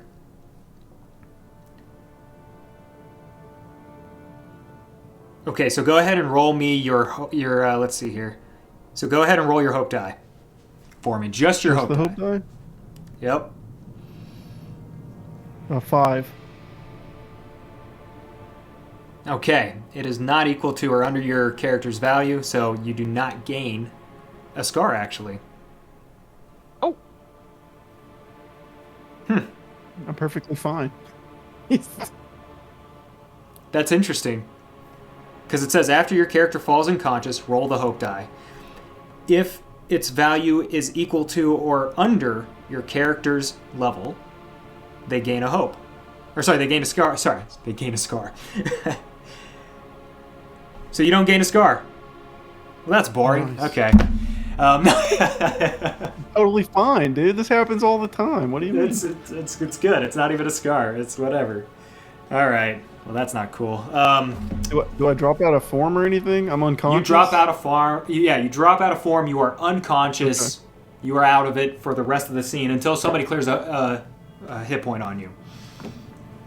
Okay. oh boy. And I think this is where Joe would notice this as you're flying kind of around, not necessarily in the sky, but you know, you're definitely got some elevation here. As you're turning around, you do see this moment in which Brown goes down, and Yes. he just drops out, and you can see like his form shrink quite a bit as he falls unconscious. And then the individual that basically did this ducks down and makes their way into the woods, and you lose sight.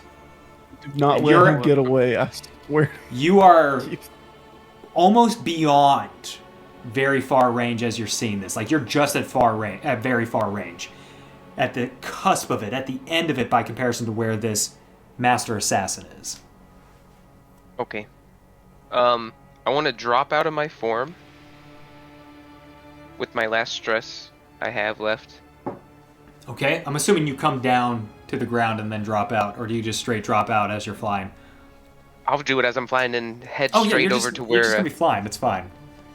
and then I'll just keep going straight over to where Cyron died, It's and Siren. I will, huh? Cyan? Siren. Yeah, Cyan. Yeah, it's Cyan, right? And then Siren. Cyran. I always say Cyan Play whenever off I of say blue. the color. Whenever I say the color, I Oh, say Cyan. That's so. the flaw. Anyways. Okay. That's an upbringing issue. No. These dang Midwesterners. So I'm gonna head straight over there and try to see if I can find where he went. Yeah.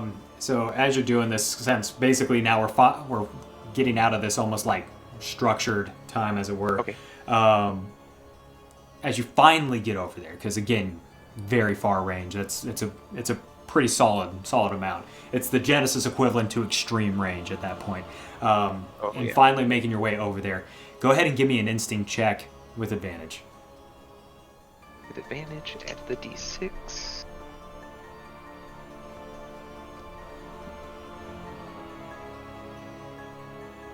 $14 with hope. 14 with hope. Okay. Go ahead and take the hope this time, now that you can. You do not catch much of a trace of this particular individual. You're not exactly sure where they have gone. In that case, I'll There's try to no do d- mending touch. Okay, go for it. while he I does should have that, I can I have two nature's hope tongue rounds because it's an first. ability. So can I ask the plants where this guy ran off to? Where did he go? When you finally get back over there, so you shifted out. It's an ability, so I think I can stay shifted and use it, right? You can stay shifted, yeah. You definitely can. Or is it no domain cards? Yeah, no domain ability cards. It's a domain ability. No, you're good. Yeah, okay, so then go ahead and roll the instinct check there. Okay, and then this does not have the form die, right? Since it's just an ability check. It does not. No, it's not an attack roll. But let's see. Before you make the roll, while in a natural environment, you can spend hope to gain a +2. So I'll spend the hope Okay. and get a +2. I already have it built in there. Oh no! Don't use that.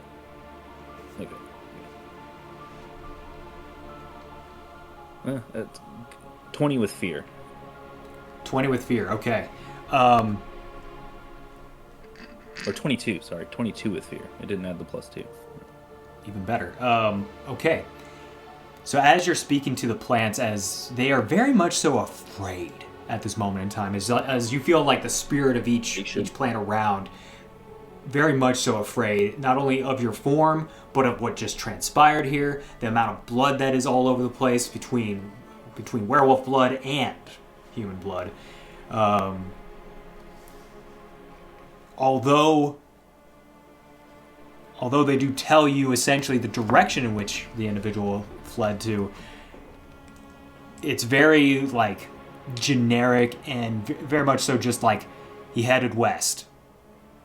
But complete fear of what you are and what just happened here.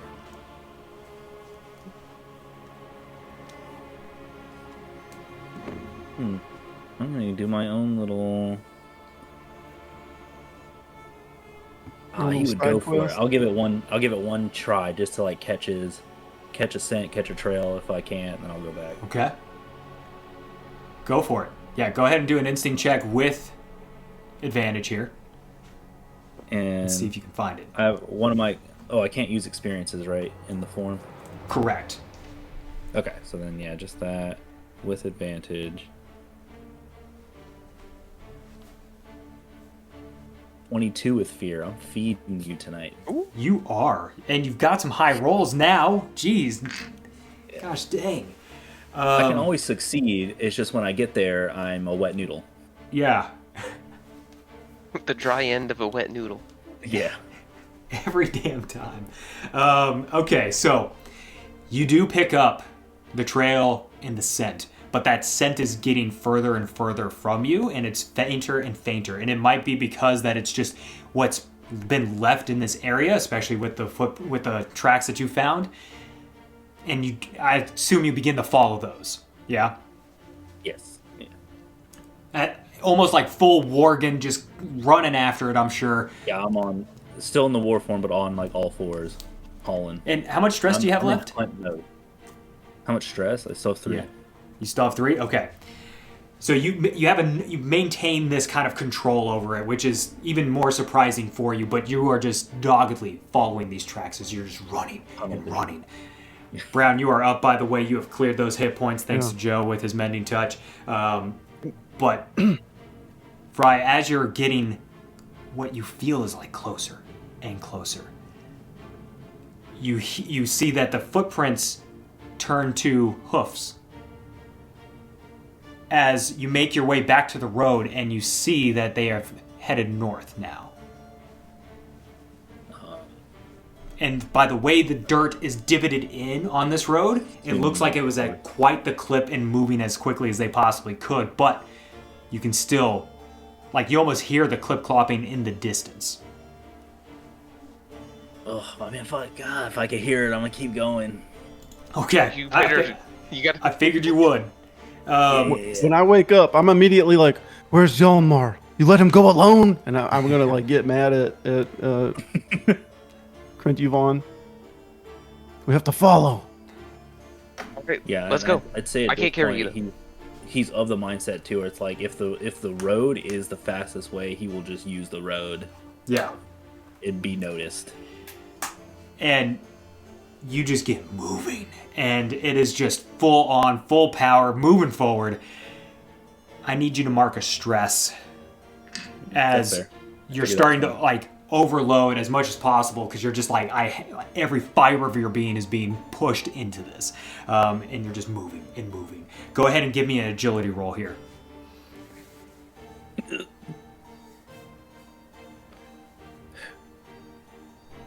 Oh, now we're hitting 12 with fear. Dude, I don't think I've rolled with hope yet.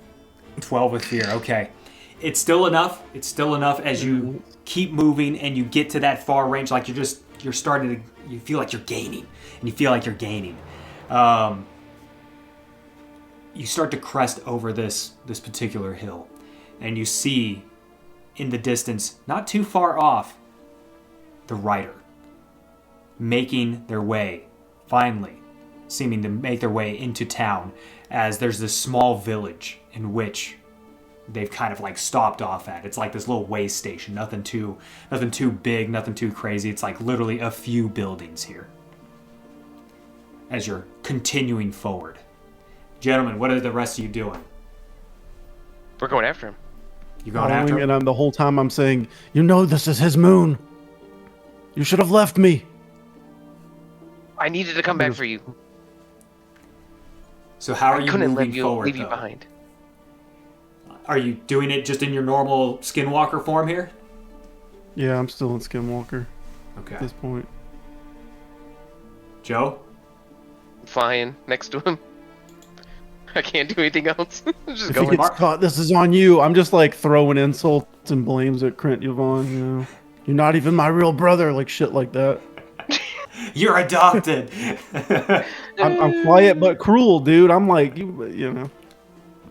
All right, so as you're doing this, it's very slow moving for you guys at that point. Like it is, you can already tell that he is just gone. And you finally eventually get to the road as he's been traveling forward and forward and forward. As he's been doing this, you finally get to the road and you can see how he's changed his direction following these hoof prints, going basically back north. All right. Heading back north. Frey. I think I'm still of the mindset where I know going into the village is bad. So what I'm going to basically attempt, that may change once I get there. Yeah. But my attempt is to try and just like cut him off and like to do the like he's almost in safety and I swipe across the road. Oh yeah. That's the move I'm trying to do, is like kind of cut him off before he gets into the village. Okay. So go ahead and give me another agility roll here. This is going to be 2 rolls that I'm going to need for you to be able to make this. Actually, I'm going to chalk it up to 1, but I'm going to increase the DC pretty high for you to be able to do this. Luckily, I have a -1 in agility, so Oh, fantastic. You got this. should have saved that D20 hope. You fool. 11 with fear, dude. Fear every time. 11 with with fear. You get the +10 D or the. No, because these are just No. ability checks, I think. It is Oh. just for essentially when he's attacking and then damaging.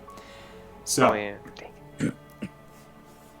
which is the part why we wanted the playtest primarily. Is it more advantageous to use the form die or again those traits? But anywho, as much as you're trying to get there, instead of me taking that fear, I'm going to spend that as a stress that you take as you're pushing yourself to even get close to this.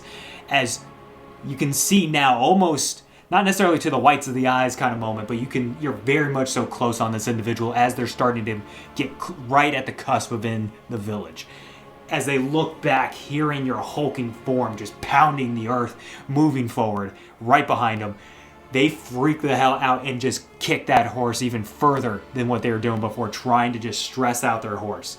And in doing so, that horse completely has its legs kick out from under it. It cannot handle what it's trying to be, like what it's being forced to be put through. And the rider goes flying into the center of the village. Oh. And then that's where you are. My assumption is you'd be making that attack. Make good choices. And right now I'm I am a little fairy on specifically his shoulder. not giving you enough detail of the surrounding situation because you are tunnel visioned on this individual. So like it and the horse is in the village right now. Yes, in the center of the village as it made it to the cusp, and then that kicking it forward, like basically throwing the rider forward, got him to the center. Again, it's not that big.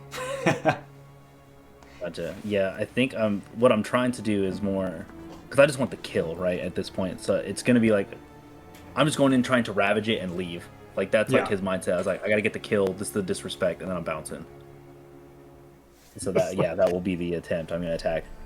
Go for the attack. Not a snatch and steal, it's a snatch and kill. Yeah, I'm just gonna try to rip his head off real quick and leave. So this would be it's a strength And you will be roll. at advantage because he is flat on his face. Advantage, and I have the Yeah, D10 and this die. is a total werewolf thing to do. Yes, Yeah. Double advantage. totally on brand. Well, it's about to be really bad. One, I got a 31. Yeah! I At did hope? roll with hope. Yes! Oh, Yes! Which marked my last breath. That means he Oh. gets. oh my So I god. black out. Yes, He you said do. I black out. Can I at Yes, least roll the damage and you see do. if I rip his head off before I Oh lose yeah, it? no. Please do. In fact, I'll be having you roll damage randomly as we continue on with the descriptions. Oh, lovely. So we're gonna go D8, D10. Please be the one time I roll high on these. We should have picked 21 up the damage. silver weapons. Pretend like we were hunters. 21 damage on that one. That is literally just enough because he had 2 hit points left that got into major right there. As You did it. As- Great job, brother. as you essentially like dive forward, claws and just teeth ready to go as you bear into its back, ripping open the back, literally pulling the ribs right out at this point. Like the spine goes with, the ribs are just fully open like this. There's a solid hole in the middle of this individual, bathing yourself in this blood as you're eating him and just like feasting on the kill, and you lose consciousness of yourself. Like I said. Yeah. Gentlemen, it takes you the better part of the night at this point, at the rate that you all are going, to get there. And you see, just on the horizon, as the sun is starting to crest, the dawn is definitely here as you finally arrive to the town. Probably no more than 5-6 buildings, a stable's here, and you see a horse face forward into the dirt. An individual, basically about 10, 15 feet, about probably more like 20 feet away, with a massive gaping hole where there should be a full-on person, a full-on body, missing a head, limbs ripped off in several areas. And then you start to look around the town, as the town has blood splatters here and there, doors flung open, windows completely destroyed. The stables, checking there, the horses are all dead on the ground, bled out. It is an absolute massacre that transpired here. And through searching the town, you do eventually find your companion. And they are surrounded by these bodies. Some of these bodies, anyways, where Frey basically had killed the last of the individuals, just slaking his thirst for this, and he's in the center. Clothes torn, blood stained, and sleeping like a baby. And gentlemen, Oh, that grammar is again. that is where we will end this play test at this point. Beautiful. Because we have tested quite a bit. I think we've tested most of it. We got to do survival instincts. We got to do savage urge. We got to get into the war claw. We got to get into the canis. We got to get into Ortsteer. we got into so many of these forms that we have here, being able to utilize even the full moon, the over moon. What did you guys think? I'm very curious as to what you guys think. Anything that you'd want to change? Any notes for me here as we play tested? I think quite a bit of this. First off, damn it, Frey. No. Yeah, I was taking notes along the way, so we can flesh this out later, but there's 4 things that I would at least broach the subject of taking a look at or refining a little bit. Okay. Overall, though, loved it. Definitely loved it.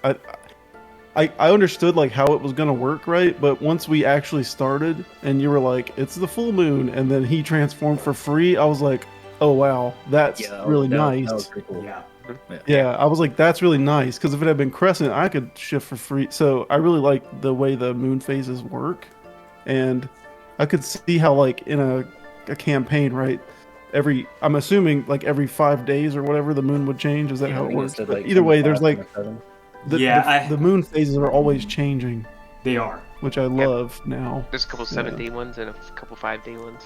So for Yeah. anyone who wants to know like how to actually run that, I pick up a journal that has like the days of the week and everything, and then wherever we start, however we start the campaign, whatever that moon is, I then just do the calculations as we go.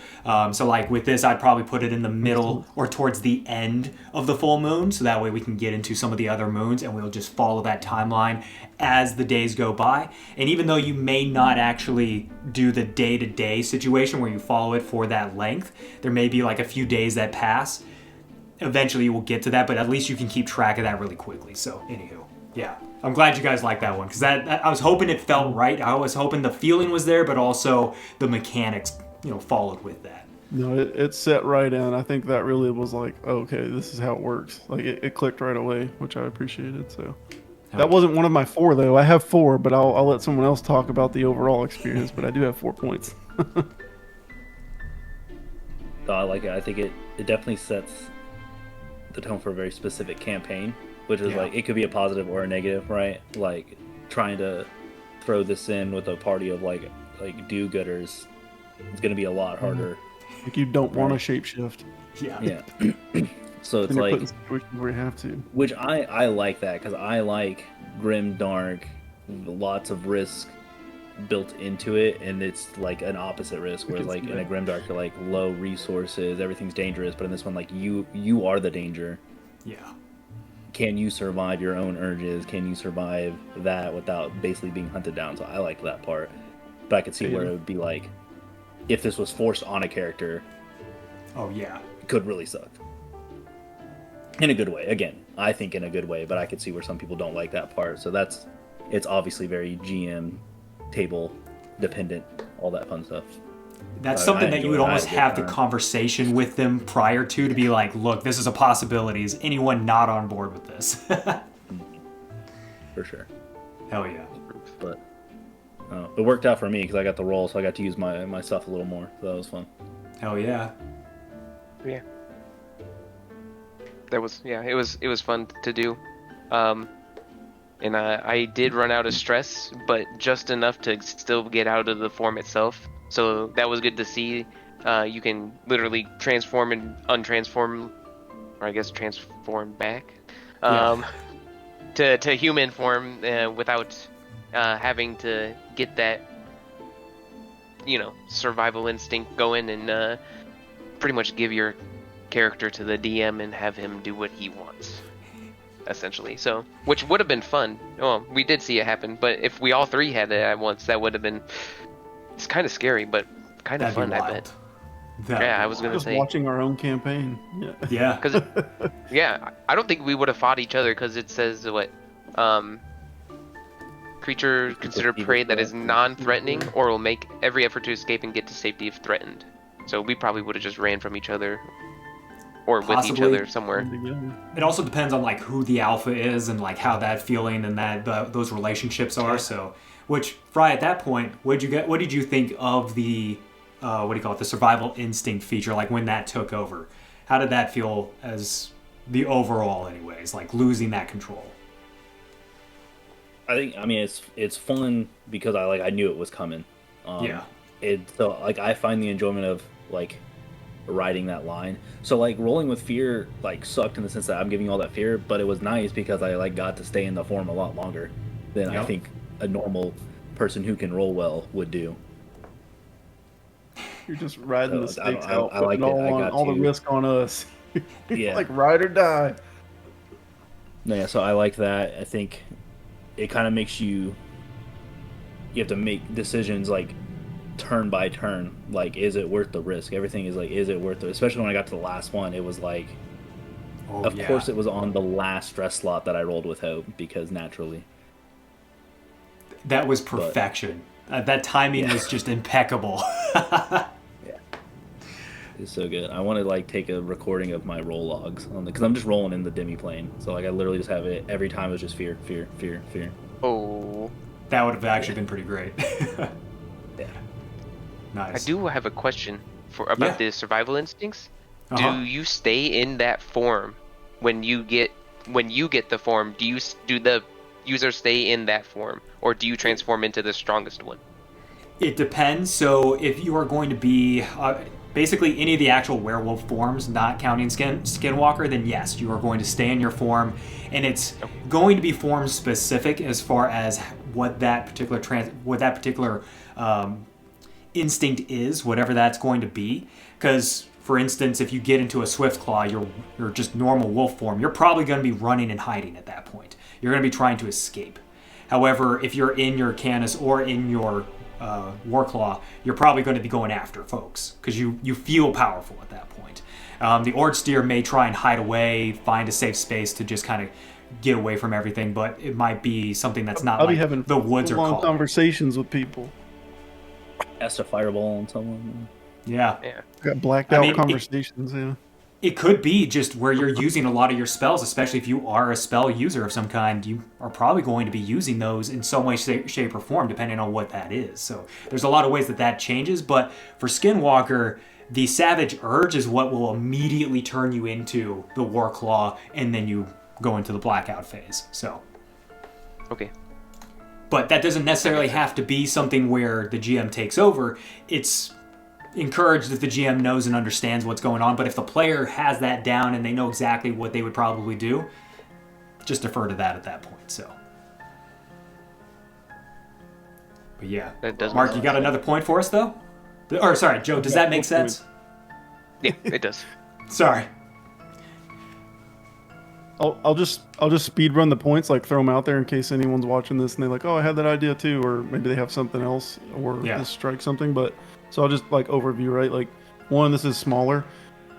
Adding descriptions in our form, and I'm sure this will come, but like in our PDF form, adding the description that you gave at the beginning for each form, I think, or you know, even making that as good as we can. That's one thing I would say we could, you know, easy target, at least get some form of a description of what the form looks like on there. Yep. The second one was the forms dice, adding both attack and damage. Did feel a little strong, tier 1, lowest level. So Yeah. as we look at tiers later, maybe those are, you know, similar to how Daggerheart level up works. Maybe there's an option in the tier to take, you know, that ability or that option. Okay. I felt like in the base form, just having like the straight wolf form die was a pretty. That felt like a good enough tier 1 by itself. Just having that bonus dice, but adding it to attacks and damage maybe as like a further tier, like a specialty in that more, you know, aggressive style. Okay. The third point is maybe considering, because at least my experience, right? My stress, I only did one stress the whole time, which was my initial transformation. And this might fluctuate depending on how like the session rolls out, but I still had a lot of stress. And I think a couple points, the other two, like they were pretty good on stress. So maybe making the out of moon phase shift costs more stress, 2 stress, right? Instead of just the 1. Yeah. And then also, again, as we tier up, maybe we can specialize into like taking less stress to shift. And then the last point was just the naming convention on the form die. I don't hate the form die, but there's other names I think we could throw out there. Maybe the community could even help us name some if you're open to that.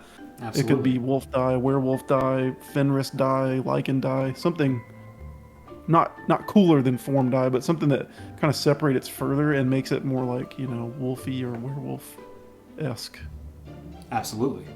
I like that. That's all the points I had. Nothing crazy. Otherwise, Yeah, no, I like the. it was great. I kind of agree with the the damage die because I was like even when I was getting fear, I was rolling like I'd roll like 2 and a 2, and I'm still doing like 15, 16. Sometimes it would feel really fair because then you build up stress, but then like to his point, he was rolling well enough to where like he wasn't building up stress. Mm-hmm. So it's just super swingy. So I think it just I don't know how to balance out swing. That's the I think hard we part. bring a proficiency type thing in it, right? Like we just build into like that dice has its own proficiency type thing, maybe. Could or maybe just we do already have the proficiency other. with the weapon dies as is, so maybe just removing the fact that it's damage as well. But I don't know. Those are kind Lego of kinks, though. Yeah, well, I think that's just the form But die, just- inherent to the form die in general, that we were kind of seeing early on with the Void update. It was like, is this too strong, or is this actually really, really well done? But I think we're starting to see it's a bit too strong almost, because that's just a straight But D10 you could even- already. It could be balanced, just like you have to choose. Do you add it to the attack or damage, like every time you, like every attack? So it's like you either guarantee a hit or you go for a normal roll trying to do more damage. Could be even the forms. Like maybe the Direwolf form is better at doing the damage versus the Ordsteer doing better at the accuracy, that type of thing, because they're more, human still. Anyways, those are small things, but I think it has a lot of room to make this awesome, which it is awesome. Yeah. But as we look at tiers and things in the future, I think we can really like fine detail this thing. Absolutely. No, Then- I think like overall it is fun. I enjoyed it. Oh yeah. Well, then what do you guys think about bringing the traits back in like we originally had before I changed it to the form die thing? What do you think about bringing those traits back, maybe? Should try that one and see how that actually goes. Give this pretty much the same thing we just did here and just go for using the traits instead and do like a compare contrast kind of thing. I don't know if you guys are down to do that. It'd be good to just to feel how those work together, or are not even working together. Like how different they are compared. It could even be down the road, like I said, as the tiers go up. Maybe that's when you unlock access or option of accessing the additional form die, Yeah. like a specialty type thing. I don't think it's. Yeah, definitely don't do both right at the beginning, but Oh yeah. No. yeah, but doing one or the other or adding one later on. Because, to your point, True, kind of like how this played out, we recently shifted, right? So Yeah. if you're a werewolf, I guess. But the longer you do it and are used to it, then the more, you'll get better at it, in a sense. So Oh yeah. maybe those attribute increases and stuff just play off like the regular level up tiers. Like, that's your ability to, be a better transformation, is just getting those natural trait increases. Absolutely. So They could be. one of the ideas there was I was going to leave those trait increases the same throughout the entirety of tier 1, tier 2, tier 3, tier 4, because as you level up, you're doing those trait increases, you're just going to naturally gain a lot of those bonuses anyways. And so as you do level up and increase your traits, those pluses are going to get exponential almost. Because if you go to a +5 in strength and you're in the Warclaw form, and what was it? I had it at a +3 strength on that one. Whether you're at tier 1 or tier 4, with the tier 4 +5 strength, that becomes an 8. Your to hit's going to be right there, but it doesn't go into the damage yet. So maybe we do try that out and just kind of see how does that actually feel, and maybe we'll do that even with tier 2 to test out the tier 2 features that we've got going on, where that expands a little bit and we see which one works best. I think we do kind of need to try both out, but I do like this because I think this is even good notes for Darrington Press and the Daggerheart team to be like, oh hey, this form die is freaking killer. I had a fifth point that I didn't identify. Sorry. Hell yeah, hit me with it. This was just an idea. So the vulnerability, right, from getting hit by the silver. Yeah. Again, this is back to my point where me personally in this playtest, I was really good on stress, but I did get hit by a silvered weapon. So maybe when I was in my form and got hit by a silver weapon, maybe I roll to see if I take another stress or not. Okay, yeah. In Skinwalker form and I get hit by a silver weapon, it hurts, right? I'm vulnerable. But if I'm actually transformed, does it affect me more? I don't know, but that's something we could, if we chose to make it go that way, That's even kind that's of an idea. Yeah. baked into the game too. There are some abilities for not only players but for adversaries, I too think as well, where it's like if you meet X condition, they also mark a stress. Yeah, Like if I do my right. water form, when I attack someone, everyone around them marks a stress. So I would Right. agree where if it's like, yeah, you have the vulnerability, but if you're transformed, I think that's like if you met that condition, you also mark a stress. Yeah. Ooh, that would be good. Which It's stressful you are to kind get of hit by your transformed all the vulnerable. time when you think about it, because the Skinwalker does count as a transformation, so you would just be taking that stress no matter what. Yeah. But I like that, adding that into the silver vulnerability, just adding mark of stress. That's a balancing idea for later if it becomes a problem. I think, looking at other things first might be more important, but I definitely think And I that's think that one could to go build into to make like it count. that's something you can build up to. Like if you instead of focusing on damage, if you're like, no, I want to learn to resist silver as you level up, and you can Yeah, eventually more just take a stress build. trait that gets rid of that silver vulnerability for stress and stuff Genius. like that. You could build That's- armor, you could build stress. That's an idea, and maybe that becomes like features that you can choose and take as you level up through your tiers. Like for that, like maybe it's one particular form that's like associated with your particular moon that you have that benefit with. Like if you're like for you, Frey, because you chose the full moon with your war claw, you could choose to resist that silver vulnerability more easily because that is your moon. That is your Yeah, form. while you're under your moon. Yeah, while you're Yeah. in your moon, you don't take the stress. Yeah. Yeah. Genius. We're gonna be doing werewolf builds here on the channel soon, so keep an I eye know, on right? that. We're gonna do the optimized Ordstheer beard build at tier 4. Yeah. I was gonna say, Hell yeah. what if you could like utilize that silver weapon as well for yourself? If you ever find yourself against some, werewolves that aren't friendly toward you, being a werewolf yourself, you could always, Fight them.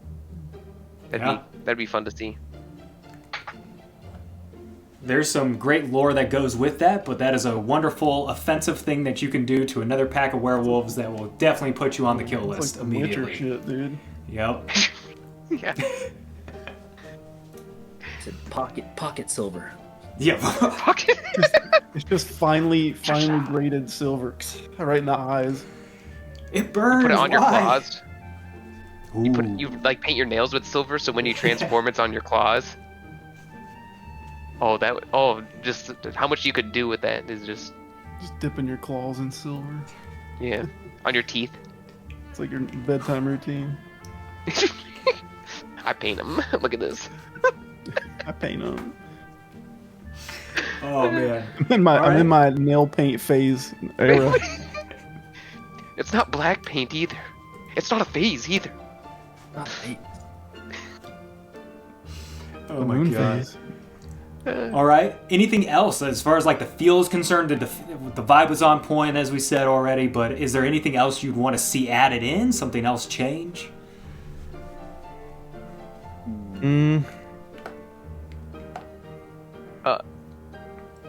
No, I think I would like more stuff with the forms, but I think that comes with like more tiers, right? Like basically Yeah. each form roughly does the same thing. It's the form die that's changing, but I Right. assume that's just, like we're tier 1, so I don't expect too many abilities. So I guess instead of like things I would change, things I'm looking forward to is like seeing how they all diverge as the tiers go up. Which there will be more, like as the tiers do go up, you do get a few more things as it goes. It does build slowly because we don't want to go too crazy with it because you're already going to have the domain cards. You're already going to have your subclass, your class. So we don't want to go too nuts with it, but we do want it to feel like good gradual powers increasing for each and every single form. So we'll see as we get into tier 2 for the next video, I think, where we'll test some That's of what I that was out gonna- as well. yeah. I was gonna ask if they were gonna have like foundation, specialization, and mastery kind of cards with those, or have like since they're different tiers, you might have just on the same card. Oh, here's tier 2, here's tier 3, here's tier 4, kind of thing. So we'll be going with the tier cards for sure. I'm not necessarily going with like foundation or specialization because that's more subclass, but I do want it to feel like the druid form, like the druid transformation side, where you do gain those benefits and those features, but we aren't trying to do all that advantage that the druid beast forms get because that's just too nuts. But we're trying to find the best of what Daggerheart already has with what they're trying to do and see if we can marry some of that up while bringing in a few of the other games that we already know and love, and see if we can get the nice child out of this whole thing. Perfect. Definitely. So, but gentlemen, thank you for playtesting this. This was a lot of fun. I will say that was crazy way to end it. So thank you, Frey, for continuing to move forward on that one. Yeah. But we will, of course, be testing out Tier 2 here in the next video. But let us know down below what you thought of the Tier 1, how you felt that the form die worked out, everything that the guys already touched on. Let us know down below your thoughts, because I am very curious. The more information and the more feedback I have on this, the better I can actually build, tweak, and change these things. So yes, I would greatly appreciate that. But until the next one, keep that shield wall strong.